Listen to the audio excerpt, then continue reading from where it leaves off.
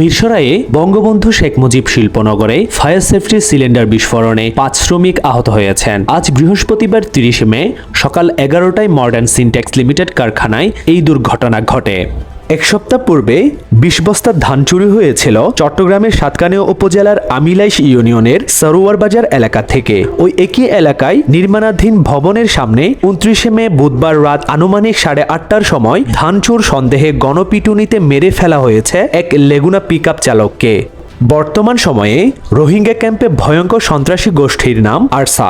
ক্যাম্পে অরাজকতা সৃষ্টির পেছনে তাদের নাম সবার আগে উঠে আসে। কক্সবাজারের বিভিন্ন ব্যবসায়ীদের কাছ থেকে তারা অস্ত্র সংগ্রহ করে ক্যাম্পে হত্যাযজ্ঞে মেতে ওঠে। এবার আরসা সন্ত্রাসীদের কাছে বিক্রি করা ৩ অস্ত্র ব্যবসায়ী র্যাবের জালে ধরা পড়েছে। কক্সবাজার সদরের খুরুশকুলের ডাকাতি প্রস্তুতিকালে অস্ত্রসহ ৮ জন ডাকাতকে আটক করেছে র্যাব। ঢাকা থেকে কক্সবাজারগামী ট্রেন কক্সবাজার এক্সপ্রেসে মহিষ কাটা পড়েছে, ফলে প্রায় ১.৫ ঘন্টা ধরে আটকা পড়েছে ট্রেনটি।